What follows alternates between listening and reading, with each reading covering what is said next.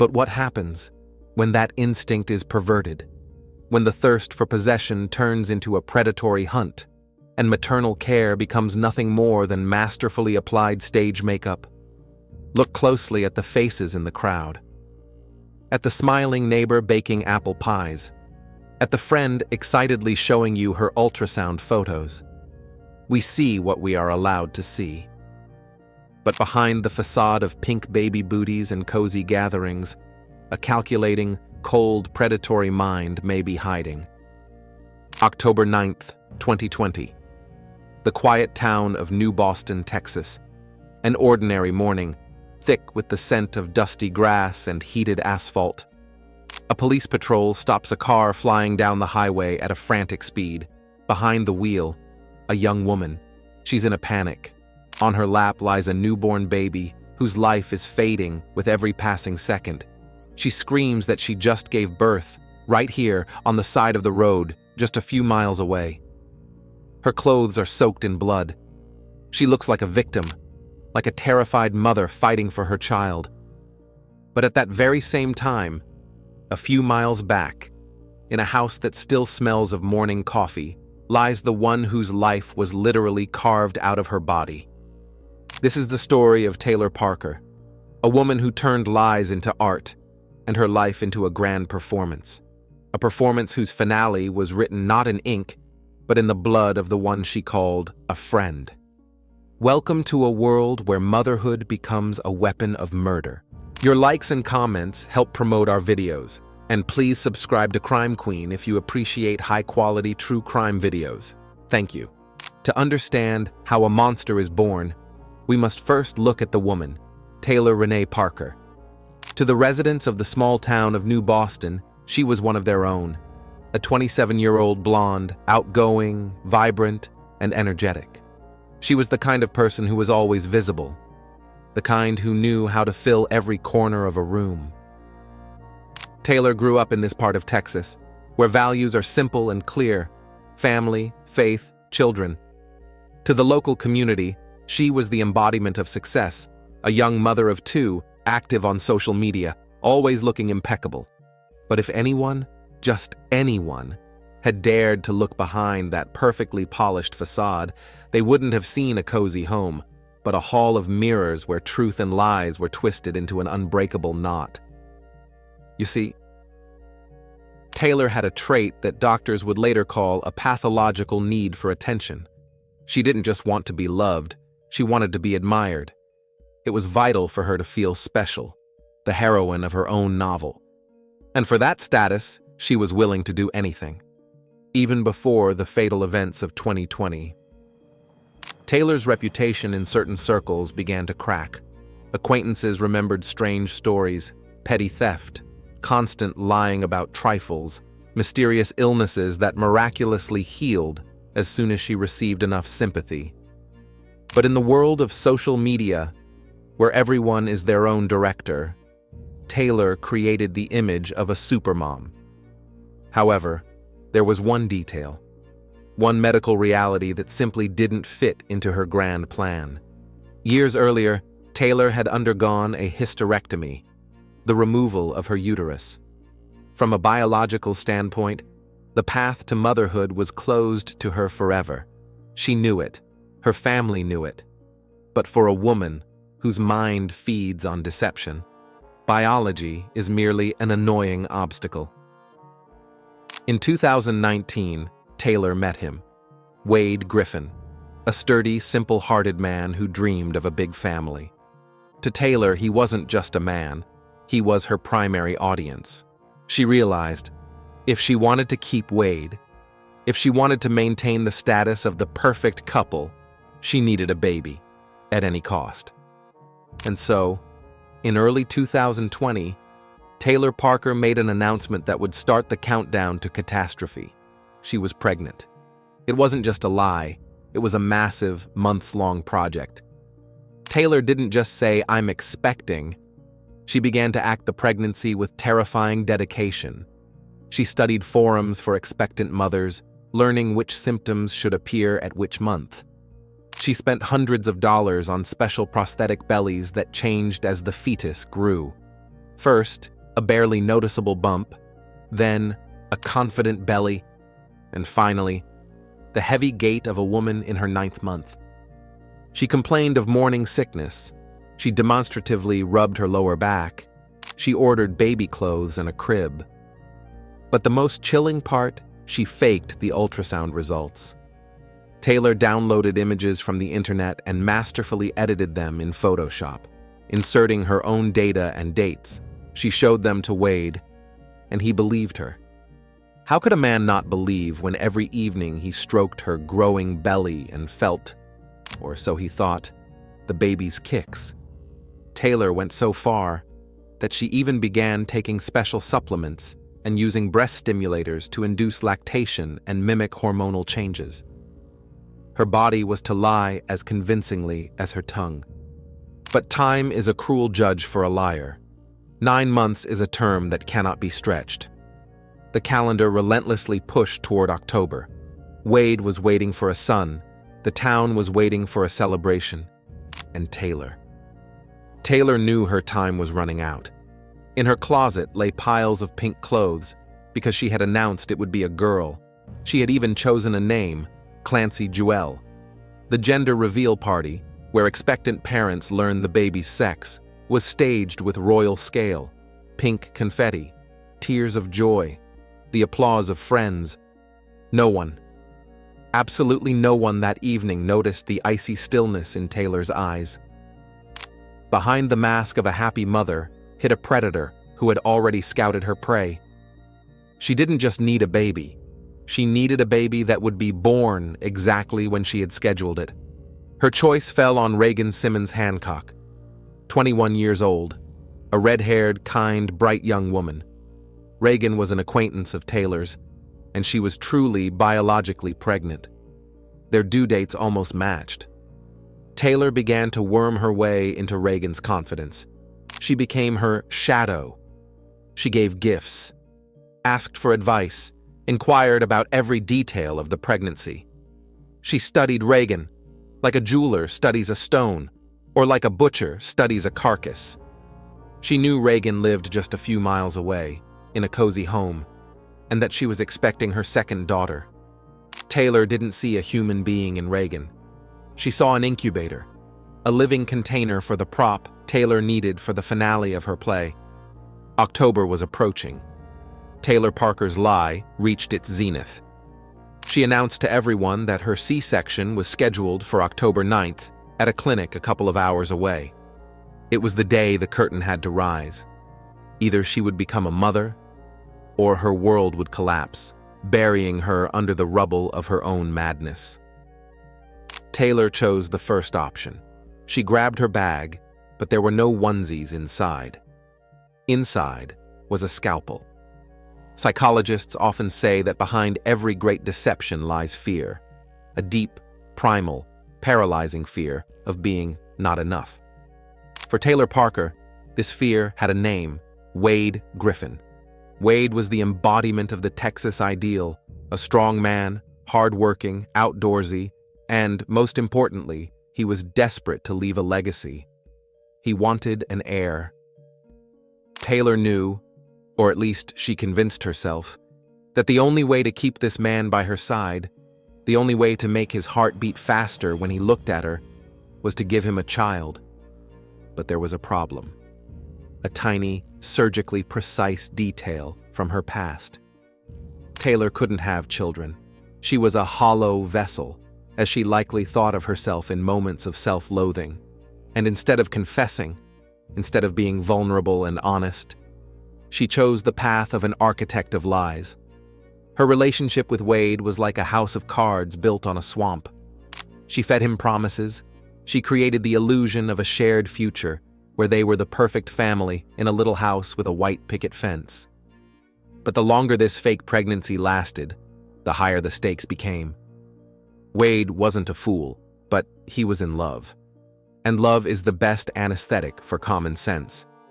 However, even he began to notice oddities. Taylor refused to go to doctor's appointments with him.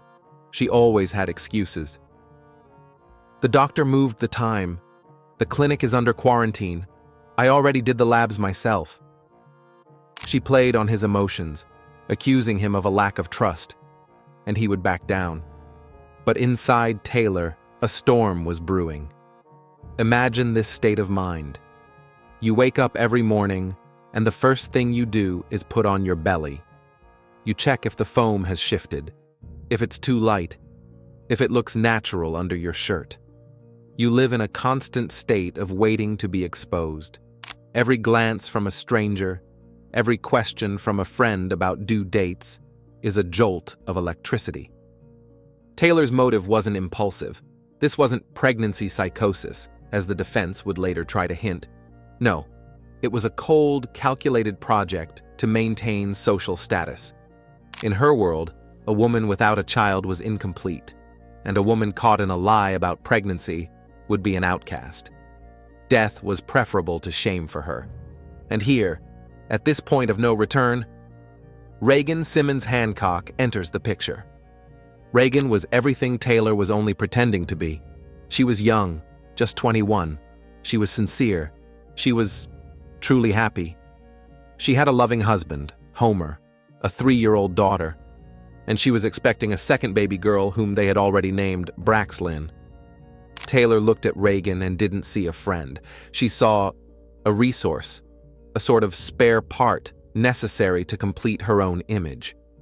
In Taylor's mind, a plan matured that is striking in its icy cruelty. She didn't just want a baby. She wanted this specific baby, a baby whose birth date fit perfectly into her schedule of lies. Taylor began to methodically prepare for the operation. These weren't thoughts like, what if? No. She began to study medical manuals. In her browser history, investigators would later find search queries. How to perform a C-section at 35 weeks. How to tell if the baby is alive. How to stop bleeding. She watched videos of actual births, not with tenderness, but with the cold attention of a self-taught surgeon. She even bought professional medical scrubs and a bag, so that at the right moment she would look like she belonged in any hospital. She chose Reagan because she was an easy target. Kind, trusting. She let Taylor into her home. She shared her fears and joys of motherhood, never suspecting that every story about how the baby was kicking only strengthened Taylor's resolve. Taylor led a double life. In the evenings, she tenderly discussed nursery wallpaper colors with Wade, and at night, she honed her plan of attack. She knew Reagan's daily routine. She knew when the husband went to work. She knew when the eldest daughter went to sleep. This wasn't a black widow killing for money. This was a new type of monster, a life snatcher. She didn't just want to take the child. She wanted to erase Reagan and take her place as the mother of that little girl. The cracks in her plan were multiplying. Wade started insisting on driving her to the C-section. Taylor realized October 9th was the finale, the last day she could be pregnant Taylor. The next morning, she would either have to present a living infant to the world or admit she was a pathological liar.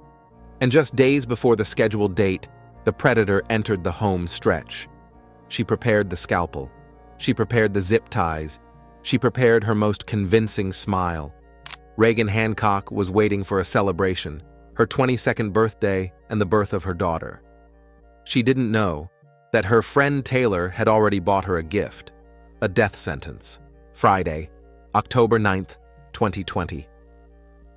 In East Texas, the morning was clear and warm, around 70 degrees Fahrenheit. In the town of New Boston, life was moving as it always did. People were drinking coffee, filling their tanks, rushing to work. At the same time, Taylor Parker, pregnant Taylor, was finishing her morning ritual. She strapped on that prosthetic belly one last time. She put on comfortable clothes. She kissed Wade goodbye. She told him she was heading to a clinic in Idabel, Oklahoma, about 40 miles north. That was where she was supposedly scheduled for her C-section. She even sent him a text, one filled with anticipation and tenderness. She wasn't just building an alibi for the police. She was building it for him, for her audience of one. But Taylor didn't go to Oklahoma. Instead, her SUV turned toward 100 Sand Ridge, the home of Reagan Simmons Hancock. Reagan was home alone with her 3-year-old daughter, Kinsley. Her husband, Homer, had already left for work. Reagan was 35 weeks pregnant. She felt heavy, clumsy, but she was absolutely happy. She was waiting for her second little girl. Her home smelled of baby powder and fresh laundry. Around 9 a.m., there was a knock at the door. Picture the scene. Reagan opens the door and sees her friend. Taylor is smiling. Perhaps she brought a gift, or just stopped by to chat on her way to the hospital. Reagan, a kind soul, lets her in. She doesn't see that Taylor's bag doesn't hold baby clothes. Inside is a scalpel and a small knife Taylor had bought in advance. They walk into the kitchen. Kinsley is playing in the next room, and in an instant, the mask drops. Taylor didn't start with surgical precision. She started with fury. The first blow was to the head. Taylor used a blunt object to stun her victim. But Reagan, a 21-year-old mother, driven by the instinct to protect her unborn child, began to fight. It wasn't a quick kill. It was a slaughter that stretched on for endless minutes. Investigators would later find over 100 wounds on Reagan's body. 100. This wasn't just removing an obstacle. This was a frenzy. Taylor stabbed her in the face, the neck, the arms Reagan used to shield herself. Blood was everywhere, on the walls, on the floor, on the holiday card standing on the shelf. Taylor, the woman who claimed to be so afraid of blood that she faked fainting spells, was now covered in it from head to toe, but she didn't stop. When Reagan, mangled and exhausted, collapsed onto the floor, she was still alive, she was still breathing, and, perhaps, she still understood what was happening. Taylor Parker knelt down beside her. Now she didn't need her acting skills. She needed the knowledge she had scavenged from YouTube tutorials. She reached for the scalpel. She began to cut. Rough, amateurish, but with a terrifying sense of purpose. She was performing what she called a C-section. She sliced through Reagan's abdomen, layer by layer. She was in a hurry. She knew the baby inside could die from a lack of oxygen, and she needed a living prop for her finale. At some point, amidst this nightmare, the sound of a child's voice broke the air. Little Kinsley walked into the room. She saw it. She saw Aunt Taylor leaning over her mother. We will never know exactly what those 3-year-old eyes witnessed, but Taylor simply barked at her, telling her to go to another room. And Kinsley, paralyzed by fear, obeyed. Taylor plunged her hands into the open wound. She literally ripped the placenta and the tiny baby girl from the womb of the dying Reagan. Baby Braxlin. She was tiny, just over 6 pounds. She was alive. She let out her first cry in a house soaked with her mother's blood. Taylor didn't stop to help Reagan.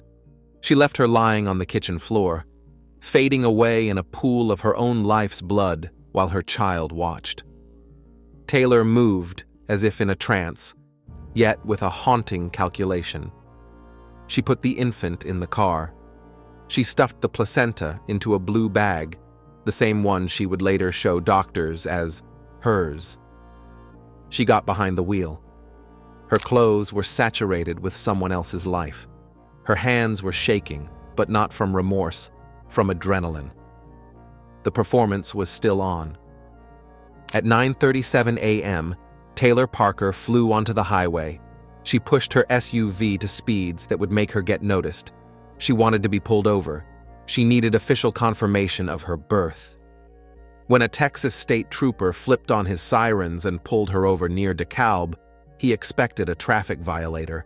Instead, he found a woman screaming, "My baby! She's not breathing! Help her! I just gave birth right here on the side of the road!" Taylor was clutching Braxlin. An umbilical cord was hanging from under her clothes. One Taylor had tucked there herself to mimic a recent delivery. She looked like a mother in agony.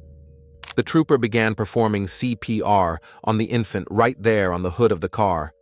An ambulance arrived. Taylor kept up the act. In the back of the ambulance, she insisted the placenta was hers. She refused to let the medics examine her, claiming she was fine and that all attention must stay on the baby. But there was one detail. One thing Taylor couldn't account for. The experienced paramedics noticed that the woman who supposedly just went through a traumatic roadside birth looked suspiciously clean in certain places and far too bloody in others. Meanwhile, back in New Boston, Reagan's mother, worried that her daughter wasn't answering the phone, was walking into 100 Sandridge. The door was unlocked. She saw Kinsley standing in the hallway, and then she saw what was left of her eldest daughter on the kitchen floor. In that moment, two realities collided. The reality of the monstrous truth at the Hancock home, and the reality of the bloody lie in the ambulance racing toward the hospital. Taylor Parker believed she had committed the perfect crime. She believed the scalpel had made her a mother, but she forgot. That blood doesn't just give life, it cries out for justice. McCurtain Memorial Hospital in Idabel, Oklahoma. It was just 40 miles from the crime scene, but for Taylor Parker, this was the stage for her triumph. She rolled into the emergency room on a gurney, disheveled, bloody, her face contorted in maternal agony. Doctors and nurses rushed to her side. In their eyes, she was a heroine, a woman who had endured a traumatic roadside birth. Taylor kept up the act. She wept, begging them to save her baby girl. But here, under the unforgiving glare of the fluorescent lights, her performance began to splinter. You see, medicine is a science of facts, not emotions. And the facts began to scream. The first warning sign was the infant. Little Braxlyn Sage was in critical condition. Her skin was blue. She couldn't breathe on her own. But the doctors noticed something strange. The umbilical cord hadn't just been unprofessionally cut. It was torn and tied in a way that looked like someone was trying to hide the method of separation from the placenta. The second warning sign was Taylor herself. According to protocol, a woman who has just given birth must be examined immediately. Doctors need to check the placenta, the risk of hemorrhage, and the state of the uterus. But Taylor, this exhausted mother, flatly refused an exam. She claimed she was fine. She became aggressive the moment doctors tried to get close to her body. She knew. One look from a gynecologist and the fairy tale of her pregnancy would turn into evidence for a life sentence. She had no uterus. She had no birth canal that a child could have passed through. She was physiologically dry. While Taylor played her part in Oklahoma, back in Texas, at 100 Sandridge, a true nightmare was unfolding. The detectives who arrived at the scene froze at the threshold. They had seen much. Texas is a rugged state. But this was beyond human comprehension. Reagan Simmons Hancock lay on the floor, her body looking like a map of jagged roads. Experts would later count more than 100 stab and puncture wounds. Taylor hadn't just killed, she had methodically destroyed the flesh to get to what was inside. The most horrific discovery awaited them in Reagan's empty womb. The detectives realized the baby was gone. The abdomen had been sliced open with surgical arrogance. The connection between the bloody roadside birth and the eviscerated woman in New Boston was instantaneous. Dispatchers broadcast the description of Taylor's car, and when Detective Dustin Thomas walked into Taylor Parker's hospital room in Oklahoma, the mask began to melt. He didn't play her games. He asked her directly, "Taylor, whose baby is this?" She didn't flinch. She looked him in the eye and insisted, "Mine. This is Clancy Jewell. I gave birth to her." But the police had already checked her story. Taylor claimed she was a patient at the clinic in Idabel. When the detectives called, The answer was short. "We have never had a patient by that name." Then the doctors at McCurtain Memorial tried a ruse. They told Taylor that to save the baby's life, they needed to know the mother's blood type and the results of the tests from her clinic. Taylor tripped over her own words. She started naming doctors who didn't exist and appointment dates that didn't match the calendar. In the NICU, the tiny heart of Braxlyn Sage, the girl who never knew the warmth of her mother's arms, stopped beating. She had lived only a few hours. She didn't die from disease. She died from the brutal way she had been ripped from the only world where she was supposed to be safe. For Taylor, this was a catastrophe. Not because a child had died, but because her primary prop no longer worked. When Detective Thomas informed her she was under arrest for murder and kidnapping, Taylor Parker did what all pathological liars do when cornered. She changed her tactic. "It was mutual," she whispered. "Reagan wanted to give me the baby. She asked me to cut her out." The lie was so monstrous, so absurd in the face of 100 stab wounds, that even the most seasoned investigators shuddered. In Taylor's bag, the one she had dragged into the hospital, they found more than just a scalpel. They found Reagan's placenta. Taylor had kept it like a trophy, like proof of her fictional motherhood. She was still in her clothes, saturated with Reagan's blood. She still smelled of death. But in her eyes, there wasn't a single drop of remorse. Only rage. Rage because her show had been shut down, just before the final applause. The entire town, which only yesterday had been preparing for celebrations, fell into an icy numbness. New Boston realized a monster had been living among them. And that monster had been smiling at them on the playground. While Taylor Parker sat in a cell, still trying to drape herself in the remnants of her fictional identity, a team of detectives began to dissect her life, and what they uncovered made even veteran experts recoil. This was no sudden snap. This was an architecture of evil built over months. Investigators seized Taylor's phone and computer, and there, in the digital memory, lay a roadmap to hell. For months leading up to the murder, Taylor had spent hours watching videos, not of child rearing, but of actual C-section procedures. She searched for answers to questions like how to extract a baby and keep it alive, when to cut the umbilical cord, and how much blood does a woman lose during a deep abdominal incision. She wasn't just a liar, she was a diligent student of death. Detectives found that Taylor had used a specialized app to create fake ultrasound images. She didn't just download pictures, she meticulously edited them, changing dates and names so that every time Wade or her mother asked for an update, she had fresh proof. But the most shocking discovery was her trip the day before the murder. The GPS in her car revealed that on October 8th, Taylor Parker drove over 100 miles, methodically visiting stores and pharmacies. She wasn't buying diapers. She purchased a set of professional knives, antiseptics, and those blue bags where Reagan's remains would later be found. She was preparing for a harvest. The investigation also exposed a financial abyss.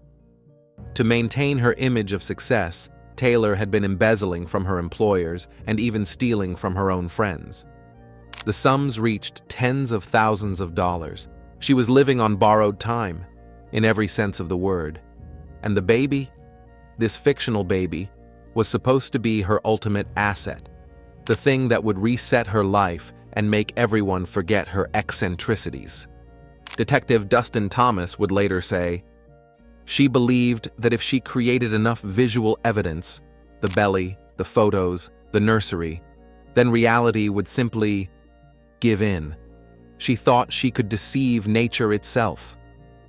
And what about Wade? The man who believed her until the very end? When the police showed Wade Griffin the medical records confirming that his pregnant fiancée had been physically incapable of having children for years, he simply went silent. His world didn't just collapse, it vanished. The man who had stroked Taylor's prosthetic belly, who had spoken to Clancy Jewell through layers of foam and fabric, realized that all this time he had been sleeping next to a predator. But Taylor made one fatal mistake, a mistake born of her own arrogance. She was so confident in her acting abilities that she left her phone on inside Reagan's house during the attack. Cell tower pings tracked her movements with mathematical precision.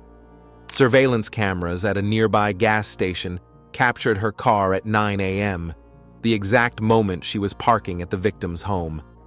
And then came the most undeniable, most terrifying evidence: DNA. Under Reagan Simmons Hancock's fingernails, they found traces of Taylor's skin. Reagan had fought for her life and the life of her daughter with the fury of a wounded lioness.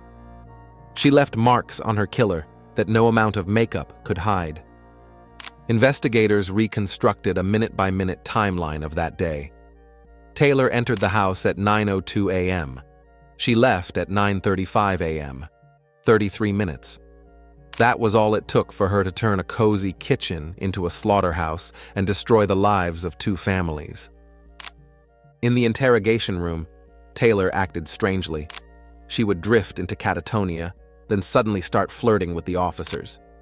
She was still trying to manipulate. She claimed Reagan was her best friend and that she only wanted to help.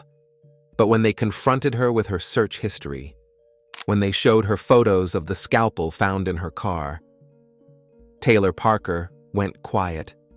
Her eyes turned cold like a Texas night in winter. The mask was finally shattered. Sitting before the detectives wasn't a distraught woman who lost her mind. It was a cold-blooded killer whose only regret was that she got caught. She hoped she'd be found insane. She hoped for the jury's sympathy. No, Taylor Parker forgot one thing. In Texas, for crimes like these, you pay the ultimate price. September 2022, Bowie County, Texas. 2 years after quiet New Boston was choked by horror, Taylor Parker stood trial. This proceeding was unlike any ordinary hearing. It was a clash of two worlds: the world of the absolute, tangible pain of the Hancock family, and the world of icy indifference belonging to the woman sitting at the defense table. Taylor Parker looked different. She had traded her bright outfits for modest blouses. She sat motionless, rarely glancing toward Reagan's relatives. But the jurors, 12 ordinary people from Texas, weren't looking at her clothes. They were looking at the photos of the evidence. Taylor's defense tried to play the insanity card.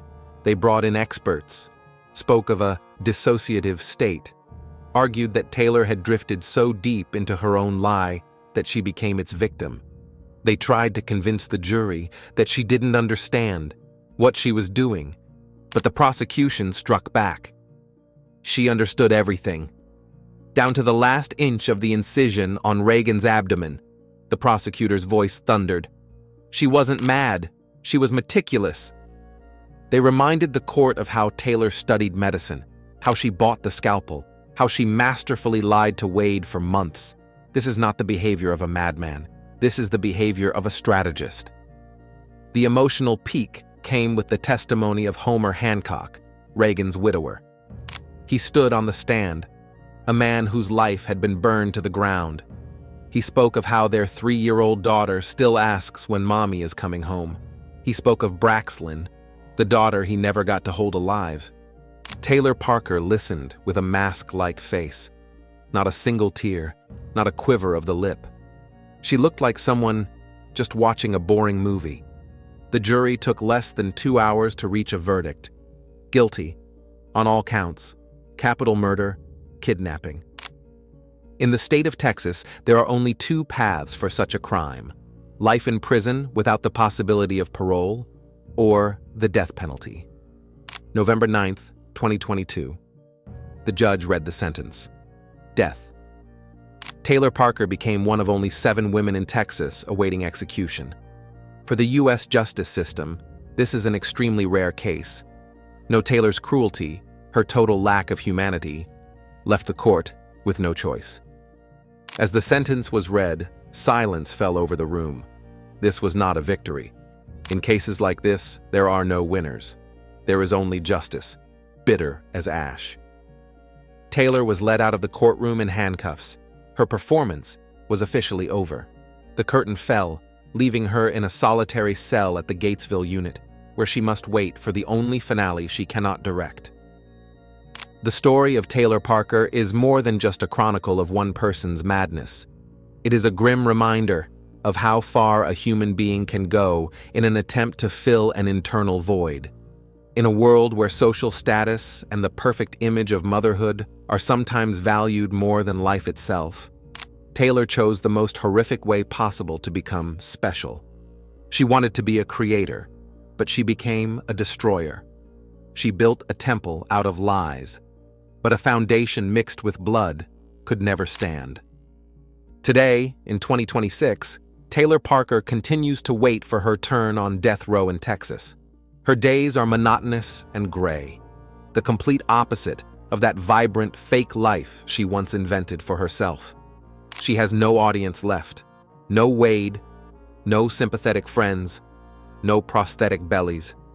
There is only her and the truth, a truth she can no longer outrun. And in New Boston, Homer Hancock continues to raise his daughter, Kinsley. He is teaching her to be strong, and he keeps alive the memory of the red-haired mother who loved her more than life itself. He is doing the one thing Taylor was never capable of. He is living a real life.